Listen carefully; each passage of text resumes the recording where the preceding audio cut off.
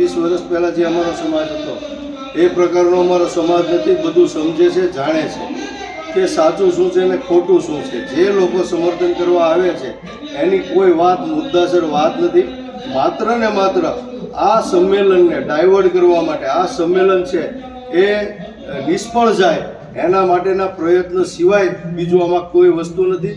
કારણ કે એ લોકો જે વિરોધ કરે છે, જે ચર્ચા કરે છે એવા કોઈ મુદ્દા આમાં છે નહીં. અને આજ સુધી જેટલા જે સમિતિના જે આયોજકો અહીંયા બેઠા છે એણે ક્યારેય કોઈ પણ પાર્ટીની વાત કરી નથી, કોઈ પણ પક્ષની વાત કરી નથી, કોઈ પણ પાર્ટીના કે પક્ષના ગુણગાન ગાયા નથી.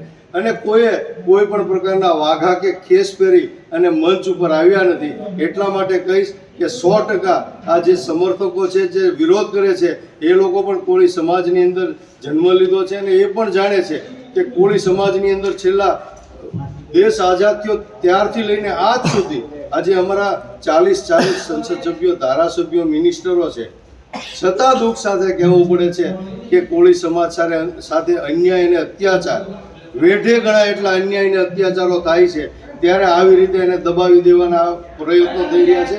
ત્યારે આજે કોળી અને ઠાકોર સમાજના યુવાનો ભેગા મળી અને એક સંમેલન કરવા જઈ રહ્યા છે. અને જે રીતે વિછિયાની અંદર જે ઘટના બની, આ કોઈ સ્પેશિયલ વિછિયા માટે સંમેલન નથી, પરંતુ સમગ્ર ગુજરાતની અંદર કોળી સમાજ ઉપર અન્યાયને અત્યાચાર થતા હોય એ ન થાય અને આવનારા દિવસોમાં અત્યાચારો અને અન્યાય બંધ થાય. જે હિટલરશાહી, જે તાનાશાહીથી કોળી સમાજ ઉપર અત્યાચારો કરવામાં આવે છે, ખોટા કેસો કરવામાં આવે છે, જે પીડિત પરિવારો હોય એના કેસો લેવામાં નથી આવતા, પ્રશાસન દ્વારા એની અવગણના કરવામાં આવે છે.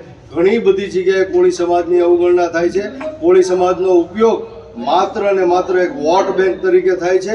કોળી સમાજના યુવાનોને અને કોળી સમાજના લોકોનો સામાજિક અને રાજકીય ખરેખર શોષણ થતું એવું લાગે છે. એટલે કોળી સમાજને ગુલામીમાંથી મુક્ત કરાવવા માટેનું આ વિછિયા ખાતે સંમેલન થવા જઈ રહ્યું છે. સાહેબ, એક પ્રશ્ન છે કે સામાન્ય રીતે